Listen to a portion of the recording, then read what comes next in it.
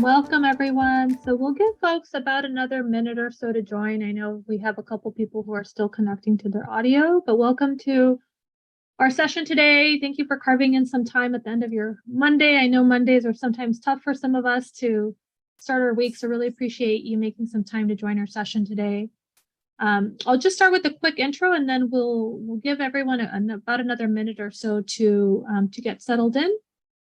And for those of you who don't know me, my name is Liz Bayardo Cardenas. I'm the PFF fellow here at the Preparing Future Faculty team. And I am also joined by our co-host, Jessi Knippel, who's also a PFF fellow.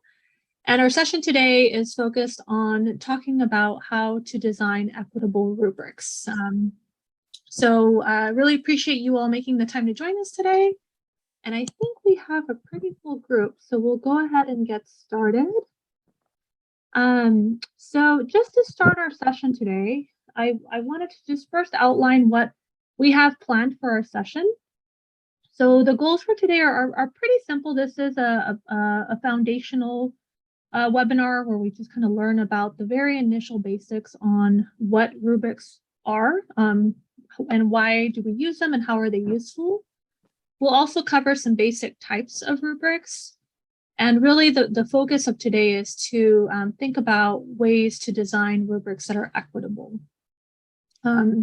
So before we jump into the content, I wanted to take a moment to ask everyone. Oh, and Jessi did also just share the link to the slides in the chat. So you all are welcome to read along as we move along the slides. So as we kind of start thinking about rubrics, I wanted to ask folks on the line today, if you could share some reasons as to why you feel we have rubrics. If you know of some current uses that you're familiar with as far as why rubrics are used, maybe some of the benefits in using them, or ways that they help a teacher or a student. Do we have any brave volunteers to share some ideas?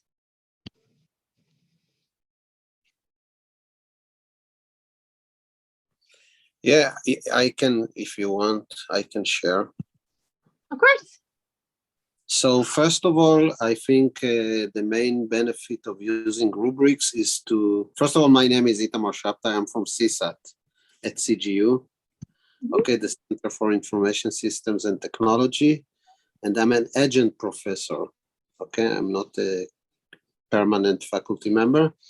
And I think the reason that we use rubrics is, first of all, to send a signal to the students what are their expectations from the assignment that they have. Either it's a written assignment, presentation in class, or whatever it is. So first of all, so it's two things. First of all, to send the signal, then so we want them to be on the same page in terms with us, in terms of the expectations. So I think it also increase the communication between us and the students, because without rubrics, they don't know, sometimes they don't know what we want. And it's a lack of communication. So in the learning process, it's good to have good communication between instructors and the student. So these are maybe three benefits why to use rubrics. And I usually send the rubric before. So together with the assignment, I send the rubric to the students. I provide them with the rubric. And since I'm doing that, their assignments has been really improved. Okay. Great. So, yes. Yeah, thank you very much. Itamar, is that how Itamar. Yeah, Itamar. Itamar. Very nice ideas and great great reasons that you provided that really kind of talk about the importance of rubrics. You know, from the themes that I heard, it really helps improve communication. It sets expectations. provide students just different ways to understand what exactly they're expected to provide. So thank you for sharing that. And it's good to hear that you've had some good outcomes that have resulted from you sharing your rubrics with your students. So thank you very much for sharing. I see a hand raised from Jody. Hi, thank you. My name is Jody Waters. I'm the Associate Provost for Institutional Effectiveness. So part of my job is to make sure that we are assessing student learning, that we're assessing the outcomes that we've generated for individual courses, for programs, for schools, and for the institution. So I want to thank Itamar for his really thoughtful observations, and I agree with all of them. I think they're also part of really good pedagogy is understanding what outcomes we're seeking and how we can, the means of assessment that will help us understand whether or not we're achieving those, and then to get better, where we're looking to improve as an institution. So one of the other really powerful uses of rubrics is that they generate terrific data that lets us know as individual instructors, as the institution, as the different units that make up the institution, where we're effective and where we're not. And that's incredibly important. It's not just the feedback that we give to the students, but it's the feedback that we give ourselves. And so I'm really excited to have this conversation. I'm a big fan of rubrics and really happy to be here today. Great. Thank you, Jody, and really appreciate your response. And definitely, I think it both helps the student as well as the instructor, teacher, the individual really using the rubric to really understand and get a pulse from students as far as just how we're achieving outcomes and if we're supporting students and really reaching their potential. So really appreciate you sharing that, and thank you for joining. Any others on the call who would like to share some thoughts? I see a comment from Rachel in the chat to standardize expectations and connect course learning with objectives. That's a great suggestion and comment, Rachel. Thank you for sharing that. Any others? All right. So I think now that, did I hear someone? Did anyone else want to share? Okay, if I share really quickly, Of course. is undergraduates, especially when you think about students who may be first generation college students, undergraduates, 18-year-olds. Many of them are coming from high schools in which teachers have used rubrics. Now, whether or not they negotiated those rubrics with students or whether or not those rubrics were extensive to collect data like we might do at the post-secondary level. The point is that an 18-year-old who may have difficulty navigating their college experience is going to be familiar with rubrics. So there might be some familiarity there, that at least there's a rubric that I can fall back on to understand and how to navigate this institution that I have no help in navigating with. I think that's really important as well, is that there's a somewhat, even though it may not be the same type of rubric, it's possible that some of their secondary school teachers were using rudimentary rubrics or things that they could just generate off online. And some of them may be used extensive rubrics, but there's a familiarity there that's really important to an 18-year-old when they're extremely nervous and dealing with some of the things that the first generation college students are dealing with. There's multiple reasons as to why rubrics are important, and I think that's at least one of them. Great. Yeah, that's a great addition, Al, and really appreciate you sharing that. I completely agree with you. I think it's rubrics can become like a roadmap or guide for students to really have them understand and have some form of, like you said, familiarity with a tool that they could use to refer to us to understand what their expectations are, what specifically they'll be assessed on, and just different ways to really understand their learning journey with their teacher or person that they're working with throughout that process. So it's a great additional comment that you provided. Thank you for sharing that. Any others before we move on? All right, I don't see anyone else. Okay, so now we'll jump right into the content. So you all shared a lot of great ideas and reasons as to why rubrics are important. Just to provide a general overview of the main rationale and use for a rubric, it is typically used as a scoring tool, and it typically consists of criteria that are used to assess different aspects of work and how it's performed, right? So we usually have some form of assessment that provides us some indication of performance levels. And you can use different types of performance levels, and the rating scales can be a little different, but it's really a way to assess a student in different ways. So it could be level 1 through 4. It could be different words. So it could be exceeds, needs, approaches, expectations. But it's a way to indicate to the student and to the teacher where exactly they are in their performance milestones. And it typically is connected to different descriptors that are characteristics of each criteria that specify what that performance level indicates. So that's typically, at the very basic term, what a rubric consists of. And as Al mentioned, there are many different types of rubrics, but there is a commonality and a familiarity that comes with knowing that you have some form of tool that you could refer to understand why you're being assessed and how you're being assessed. So rubrics essentially are a set of assessment criteria, and they're often formatted in a developmental way so that the learner can track where they are between starting to developing mastery to really achieving mastery. And there's a lot of different formats that can suit different types of assignments and different needs that you may have for your assessment. I also see a comment from Tamar. Naming rubrics can be fun and engaging. In my high school teaching position last year, I modified the existing rubrics word to include fierce.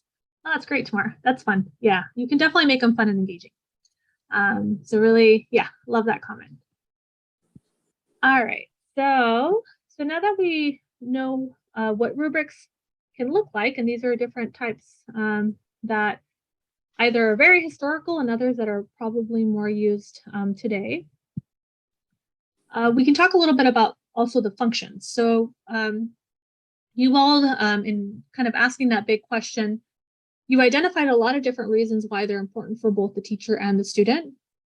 So as we discussed, there's many forms of rubrics, but the commonality between them is that they are really focused on improving transparency, on supporting reflexivity, and really supporting inclusive learning environments. And they're also a really valuable tool to ensure that grading is equitable. So it explicitly will describe criteria that allows learners to distinguish one score from another. And they're a great tool to establish accountability for the learner and for the teacher, because it requires the teacher to share a specific target and describe what it means to hit that target. And therefore, it helps improve equity, because it ensures that everyone understands what they're expected and can have the same level of information to ensure that they're able to reach or hit that desired target. So for the teacher, what's important as far as functions is that it provides a way to better the assignment and instruction design. It also can support in grading efficiency. So if you have one common tool that you're using to assess all the students, then it helps you become more efficient in terms of how you're grading that specific assessment or assignment. It also ensures standardization so that you're consistent with grading. If you're doing like an online rubric, you can hide the student name so that it really reduces any form of bias that you may have in terms of grading students, and really standardizes that process. It also is a way of providing formative feedback for effectiveness and efficiency. So it's both feedback for yourself in terms of how students are doing, as well as an opportunity to provide feedback for students through providing a column that you could provide some feedback on sections, or as a way to have them do a form of self-assessment that we'll cover later on in the session. And for students, it's a way to make expectations very clear. So it provides expectation clarity, which is something that many of you mentioned. It also sets goals for skill and content development, and kind of what it means to master a specific skill or content area. It facilitates checking for understanding. So if you could use a rubric to improve self-assessment or self-review, and what areas students may be over-exceeding and what areas they may need for development. And it also supports in the development and metacognition of learning. So it really is a way to support students in a lot of different forms of learning and opportunities to further grow and develop a growth mindset. And like anything else in this world, rubrics are not perfect, and they do come with some caveats and some concerns. So these are some that you want to think about when designing a rubric. And I see a hand raised from Ethan. Yeah, I wanted, just before you move to this slide, back to the prior slide, I just want to mention, I think it's very, very important what Jody said. Jody or Judy, I don't know. Maybe Jody, yeah. It's Jody. Jody, okay. She mentioned it, and I think this is the most important thing. I forgot to mention it, that it increased the odds of achieving to achieve the learning outcomes. So yeah, because if you direct the students to the within this assignment or another assignment to the goal that you want, it will increase the odds of achieving the learning outcomes. And this leads to the program level or institution level, because you want to make sure that you achieve the program goals and program outcomes, etc., etc. So I think this is very important. Maybe to add here for the teacher, for the student, and maybe for the program and the institution, this is very, very important. Yeah, that's a great addition. We'll definitely make that iteration to the next slide, because next presentation, because I do think it is really important to mention that beyond some initial outcomes that may result for both the student and the teacher, there is a more longer term outcome that rubrics have in terms of the impact that they have on student learning, student outcomes, and both the benefits that provides for both the teacher in the design of their course and kind of the effectiveness of their course, as well as for the student and ensuring that they're really reaching their full potential in the learning outcomes, learning targets that are intended for the course. So really appreciate you highlighting that, Idmar. Great. Okay. So any other comments here? Perfect. All right. So so we've covered a lot of the important highlights as far as why rubrics are essential for both the teacher, the student, as well as just the longer term impact that they can have for the institution and classroom that Idmar mentioned. Some concerns that we want to think about is in designing rubrics, it's not necessarily a concern, but it is kind of a piece to keep in mind, is that they can be time consuming initially to develop. And may not be practical for every assessment, right? So you really want to think about the type of rubric that you want to use depending on the assessment, because there are many different types. Today we'll cover 3 of the most basic ones, but it's really important to consider which rubric fits your intentions the best. And also rubrics can become very detailed. So depending on the needs, it's really important to think about what level of rubric your students need, ensuring that it's not too long or too unclear, and really ensuring that it's very concise and clear for the student to understand. Also, just ensuring that you have the right intentions for the rubric. So does the rubric assess what you want it to assess? And also really ensuring that overall that it covers different aspects of the assignment, right? So if you're using it for an assignment, you want to ensure that rubric covers all the different aspects that you want to assess for. Sometimes rubrics can be restrictive, so ensuring that you do provide some level of fluidity and creativity for students, regardless of whether you provide some structure. You do want to also ensure that there is not too much restriction for them to kind of be able to be creative with their learning and to offer different ways for them to understand how they're being assessed. And as mentioned before that, it may limit some form of creativity. So really kind of finding that right balance and sweet spot between offering some structure, but also offering some balance with creativity. And as far as thinking about diversity, equity, and inclusion, which is really important to consider for rubrics, and as I mentioned earlier on in this presentation, rubrics are a form of tool that does help improve equity and inclusion in the classroom because it really standardizes the process for students. It improves expectations. It really makes clear goals. So there are a lot of benefits. So as part of that, we really want to think about developing clear assessment criteria that we can share with students that they could use as a compass to navigate towards their achievement standards, creating goals that are specific to demonstrate their mastery, and making sure that they find ways to understand where they are, so that way students are more willing and able to ask for help in areas that they can identify or areas that they need some form of improvement, of some form of feedback. It encourages self and peer review, so it could also be an additional way to provide some form of feedback. And it builds a sense of agency and competence to support their learning environment, right? So if they have a tool that they understand, this is kind of what specifically I'm expected.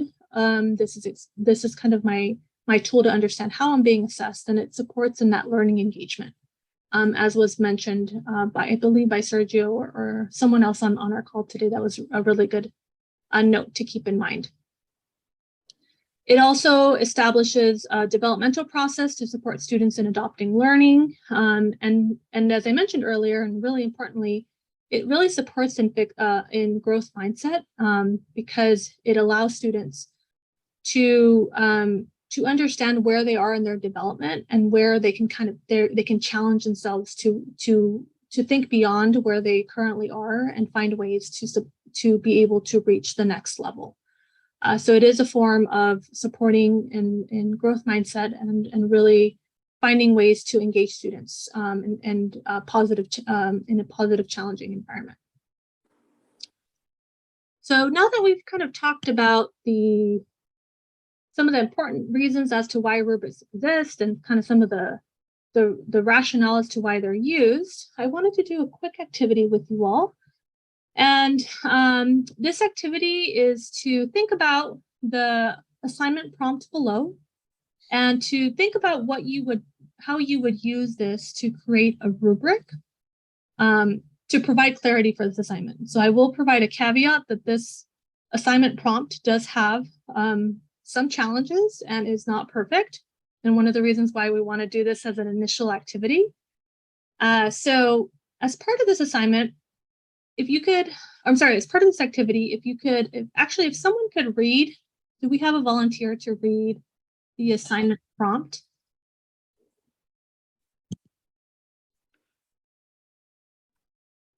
Anyone like to read the assignment prompt? I'll read the assignment prompt.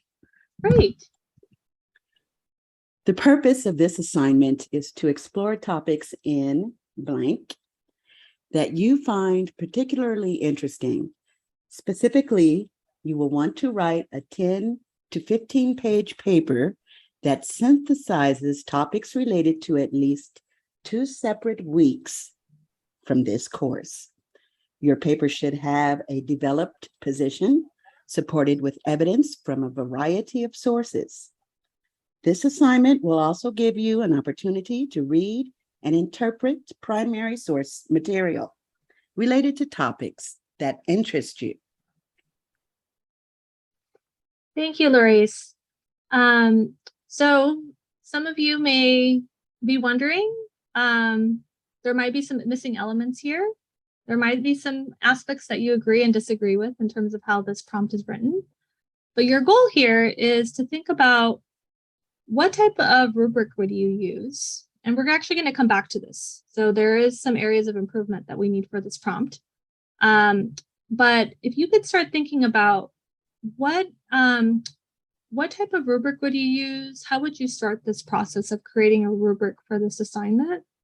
And what aspects are missing here in terms of clarity that you would want to redefine as you think about creating a rubric for this assignment. So I'll let you all. I have a question. Of course.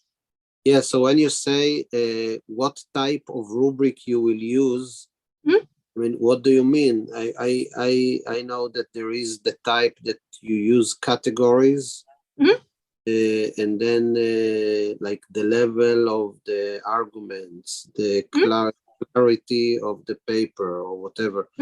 So do you mean by types? What are the types? That's a great question. It's actually, I'm going to cover the types next. So if you don't know the types, it's perfectly okay. The goal here is just to start reflecting and thinking about, for this assignment, what would be my approach to creating a rubric? So you don't need to know the type yet. And what information do I need or am I missing that's not described here that I need to clarify in my rubric? And we'll come back to this exercise, but the goal is to start thinking about this assignment prompt and how you could be more clear and clarify the expectations of this assignment through a rubric. Okay. So I'll give everyone about 2 minutes to kind of just pause, reflect, read through the prompt, think about what's written in here. What are the core elements in the rubric that you identify? And how would you start the process of creating a rubric for this prompt?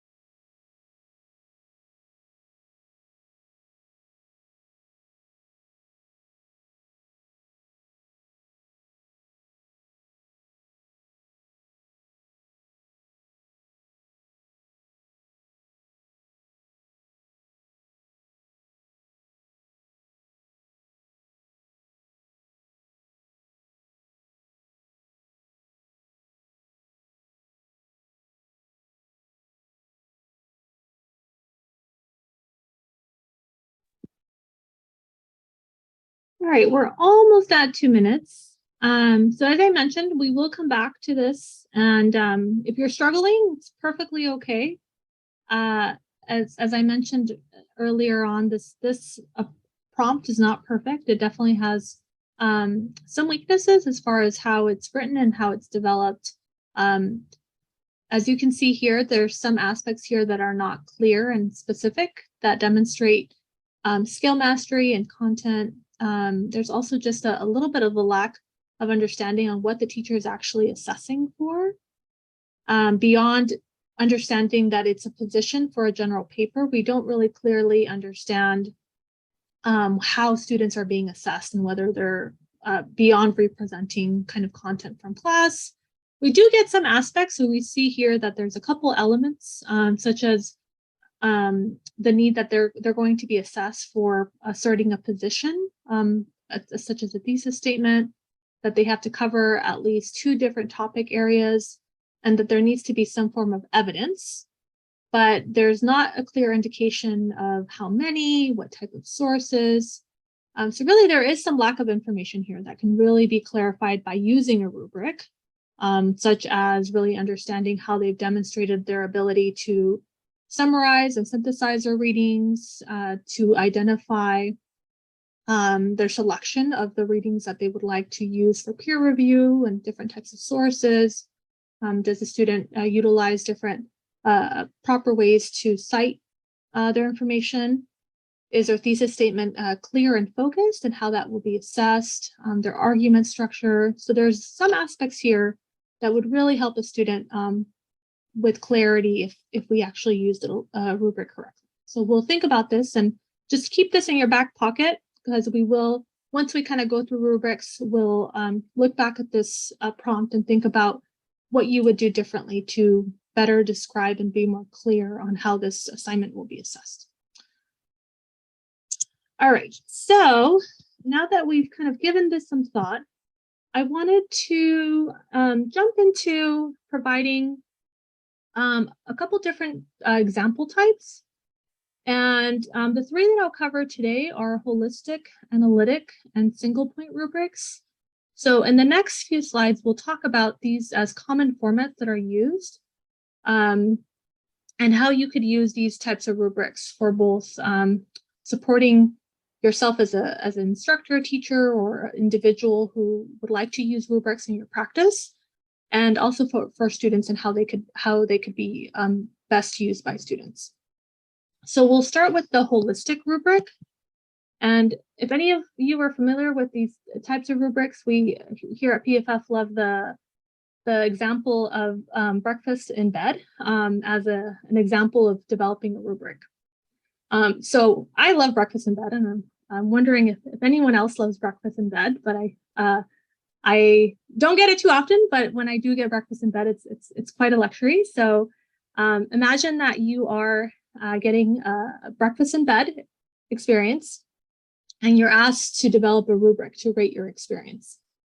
So this is an example of a holistic rubric that gives you a sense of how your experience is assessed using performance scores of 1 to 4. So you see here that there's a score and a description. So 1 being the lowest score and 4 being the highest score.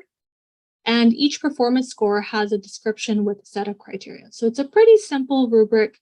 It provides a holistic assessment as to how these scores are described and identified based on these descriptors, and describe how that experience is assessed, right? So if your food is cooked perfectly, if the presentation surpasses expectations, if the recipient is exceptionally comfortable throughout the meal, then there are 4.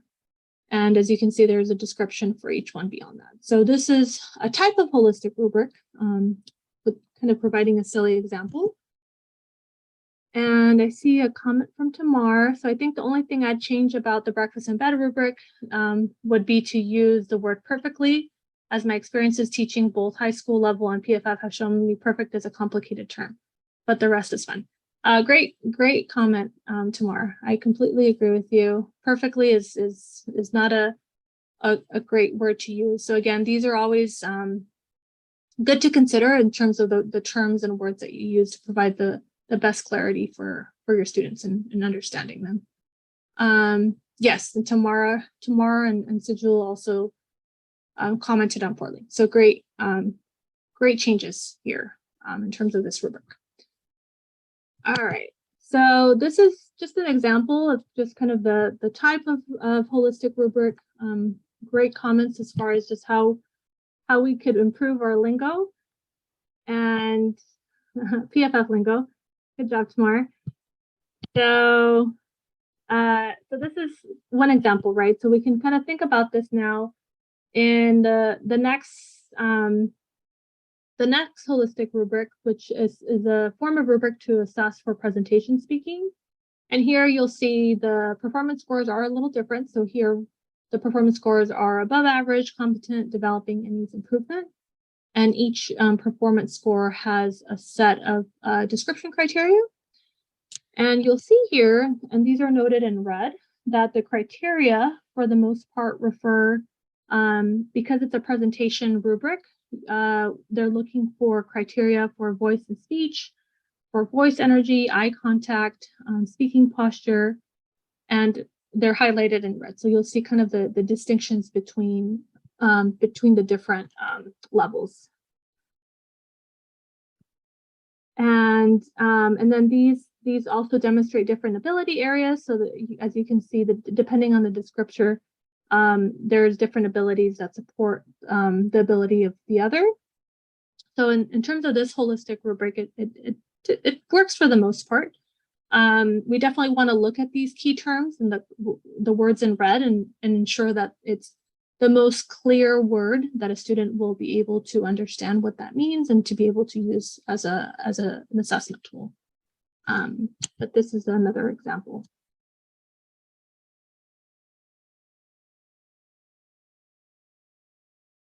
So Joel I'd add that nervousness can be called out as a shared phenomena.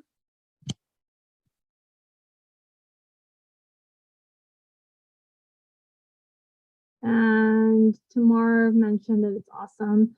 I'm actually not following along, Tamar, with your comment there, but you're welcome to mute yourself if you have a specific comment, because I think I may have missed a comment. I'm just really appreciative of the previous slide and then this slide and using the red highlighted Gotcha. approach. It really clarifies things and shows the use of words. Yeah, thank you. Awesome. Thank you, Tamara. Yeah, I think it definitely helps to kind of highlight those keywords, right? So we want to be as clear as possible with those keywords, because those are the words that students are going to really zoom into and think about. And even actually, if you use it as an assessment tool, it might be helpful to keep those colors. If you have the option to do a color format rubric, you can highlight those words for the student or even put them in bold. And then it really helps focus in on the keywords that they're looking for. My question, I do have one question as far as using different colors, the accessibility for those who are colorblind or don't see different colors. So I think bold might be, I mean, bold. Yeah, or underlined, I don't know. Yeah, yeah, it's a great suggestion and a great way to just ensure inclusion for all students. Yeah, I think bold probably would be the safest option that would be most inclusive in terms of just having students who may have reading or kind of color needs. So I completely agree. I think bold or an underline. Underline, depending on the level of content, might be distracting, but bold is usually pretty easy to read depending on the type of font. So yep, I think those are all great ideas to consider. So I will now move on to analytic rubrics. So we're going to kind of zoom a little bit quicker on these because oh, and I also see Ulufemi. I see using another font type. That's another great idea.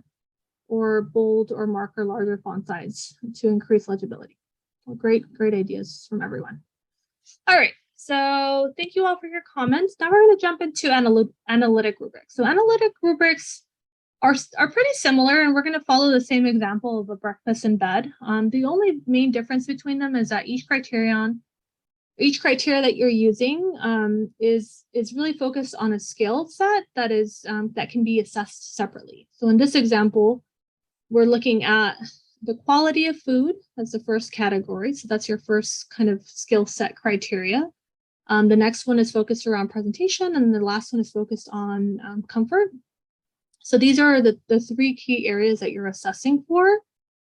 And the reason why an analytic rubric can be used is that it allows for specific feedback for each criteria separately. And it also allows you to give different weight scores depending on which criteria you deem most important or relevant to the outcome the student is working to achieve. Does anyone have any questions before I jump into like an actual example? So as you can see here, just like the the prior type of rubric, we do have beginning, developing, accomplished, and exemplary as kind of the performance scores. But by doing it in the analytic version, then you can really focus in on the different kind of categories and provide a little bit more detail as far as how they're being assessed separately. So that is the second type, and I'll give you an actual live example. So this is an example that is used that's using an analytic rubric that is used for writing. So to assess writing, you'll see here that there's a couple different sections that they're looking at. So they're looking at the introduction, the selecting points, how well the student was able to paraphrase their reading, and then some other sections here.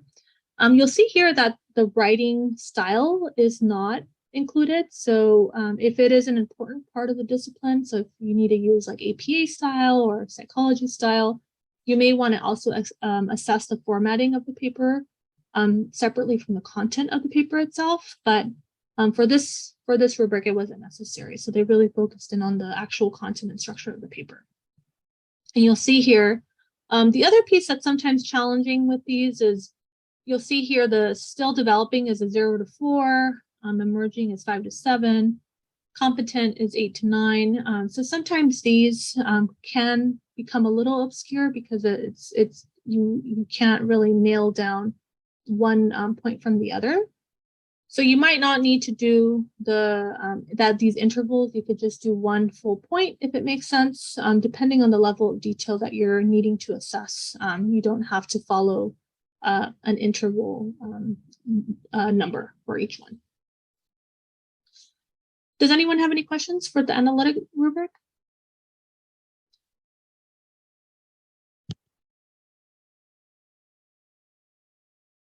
Larice, 7.5 works. All right. Thanks, Larice. Any other comments here? Okay.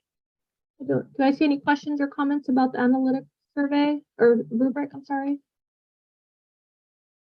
Don't see any. All right, so we'll jump into the last one. So this is a single point rubric. Again, following the same example of breakfast in bed, you'll see here that the center column corresponds to what we consider good or satisfactory. And in other words, this is kind of the reference point for the student to understand what is considered satisfactory for the major expectations of the assignment. So this rubric is helpful for just identifying standards of performance and highlights things that students can do to assess their work either positively or negatively, right? So as you can see here on the left side, you can write out some areas that need improvement. I would probably redefine the word concern to a different term, but this is where students can write out, or the instructor can write out areas that that may need some improvement or development, where they've met their standards of performance, and then where there's evidence that they've exceeded the standards. So this is another great way to provide students an understanding of where they fall and kind of the expectations of the assignment and where they currently stand in meeting those expectations. And this is an actual live example that's used. And as you can see here, there's specific instructions as far as whether they have the heading included that provides all the information. Did they meet specific questions? And they circle yes or no. And then there are specific performance criteria that kind of meets that satisfaction. And then there's an opportunity to provide feedback on how they could revise to better meet their criteria, how they know they've met their criteria, and where they went beyond their criteria. So this is definitely another useful tool. Again, as mentioned earlier, it really depends on the intention of the rubric and how you want to use it for your assignments. But it can definitely be very beneficial depending on the goals and intention that you plan to use it for. And as we think about rubrics, some pieces to keep in mind for single point rubrics is that there are some advantages. So as you can see here, there's less language that students have to read and understand. They're more open-ended, so it provides more room for creativity. However, the biggest disadvantage is that it may take more time, which is more reliant on the teacher and instructor for feedback, and really ensuring that you're providing the same level of consistency when it comes to providing that feedback. But what's great about it is that it does offer that opportunity to provide direct feedback and has that openness of providing students with some opportunities for creativity. So it's kind of just a quick summary. We'll, in terms of rubrics, we want to just ensure, see a comment in the chat. Oh, Jody had to step away.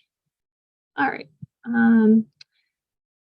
As far as a comment in the chat, as far as the structure, these are some important principles to keep in mind to ensure that your rubric is inclusive and engaging. You want to set clear criteria on the dimensions, targets, and goals. Provide some specificity as far as the description and levels of development. As also rubric implementation. So you want to make sure that there's an opportunity to share it with students when the assignment is given out, that students have the opportunity to use a rubric for self and peer assessment. It's a great way to provide formative feedback towards that final grade. And it also allows students to reference and identify ways that they can apply their skills to assignments, and really as an opportunity to co-create with students and really engage them in developing that rubric with you to understand and support in their learning.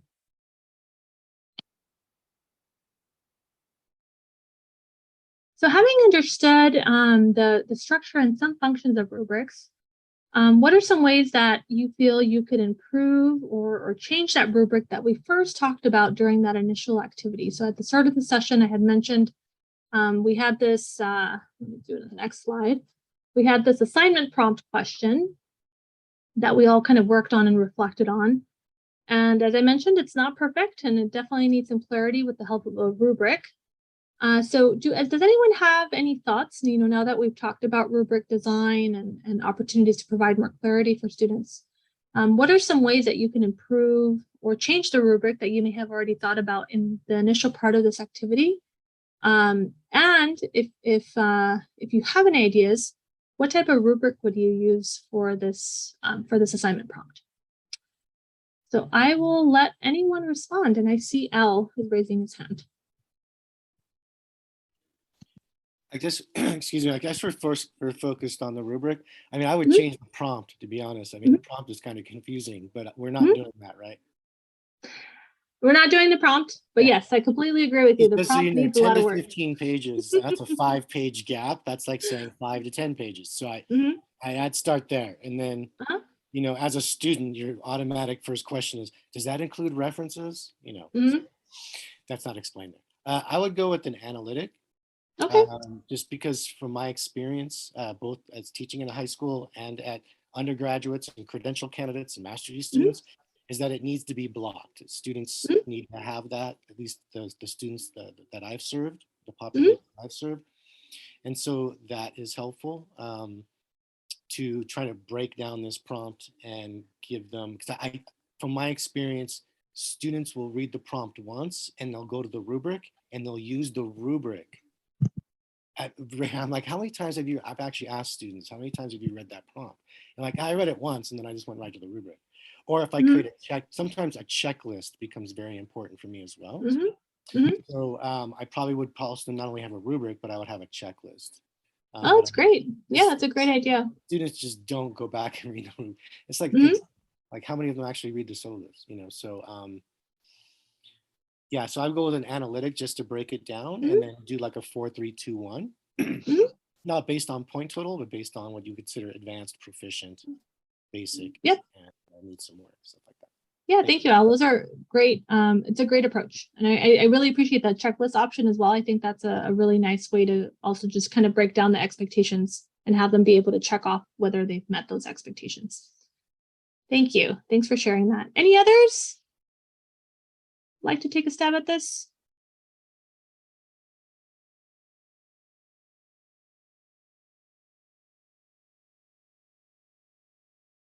Is there any rubric that that you all have used that I've described that works really well for you, or one that hasn't worked well for you?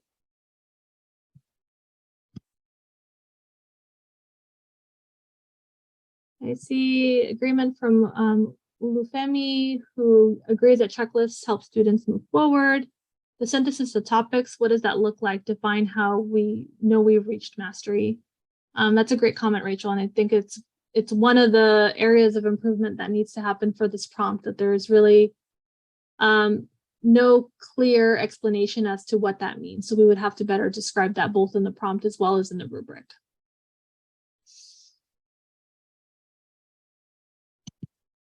Any other comments?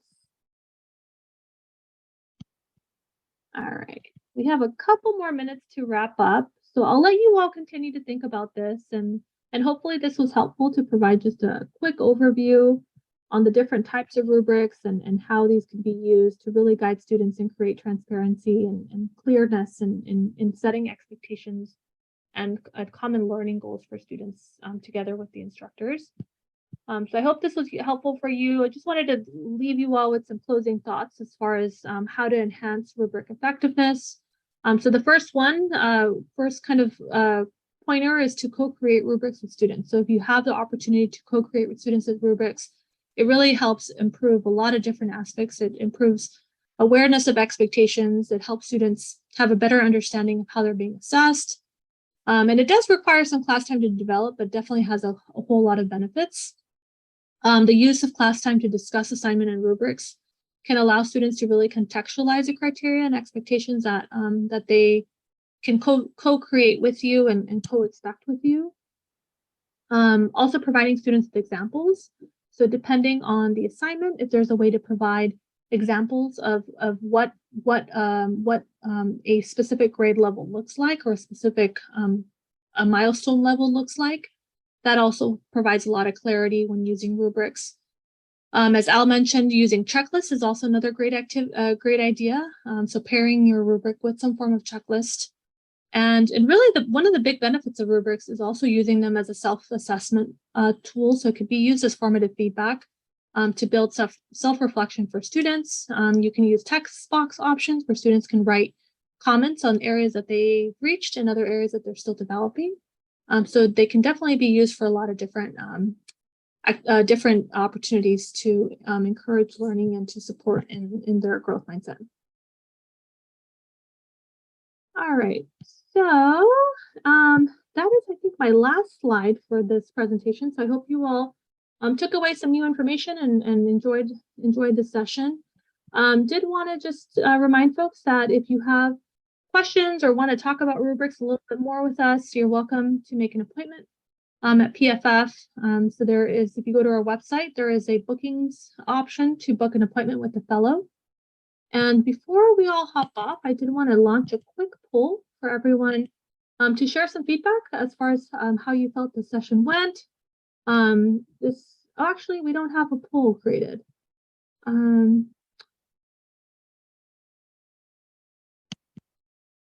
Jessi, would you be able to generate the poll questions? Or I see Shelby's on. It looks like we forgot to set up the poll, so don't worry about it. I think it'll be too hard to make on the fly. Yeah. Okay. Well, that sounds good, Shelby. Yeah, sorry, I didn't check it before. I should have checked it prior. But yeah, from tomorrow's feedback, it was great, and I've gotten some feedback from you all that it was great. So hopefully it was helpful for everyone. And yeah, thanks Tamar for your qualitative poll entry. And yeah, thank you, Joe. So I think with that, we won't have a poll for today, but really appreciate you all being here and providing your comments. Did want to just close with a couple announcements. So we do have 2 more webinars coming up. So we have one on the teaching philosophy statement, which is going to be led by our co-host today, which is Jessi Knippel. I'll be her co-host for that session. And then we have another session led also by Jessi on how to write effective student learning outcomes. It's also another great session, very connected to our current topic of discussion around rubrics. So really encourage you all to attend if you are able to join. Jessi did share in the chat some links to connect with us. So you're welcome to connect with us via social media and other forms of ways to connect with PFF. Always happy to stay connected and keep you all informed on different opportunities coming down the pipeline. If you have a LinkedIn, you're welcome to join us on LinkedIn. We have a community that provides a lot of great resources and updates as a shared platform. So welcome you all to join if you have a LinkedIn page. We have a lot of different social media platforms. And if you're curious to learn more about rubrics, there's definitely a lot of resources in the last pages of the slide deck. So you're welcome to look at those resources after the session today. And with that, we have about a couple more minutes left in the session. So thank you all for joining. If you need to hop off, the time is now. And if you have any questions, feel free to stick around.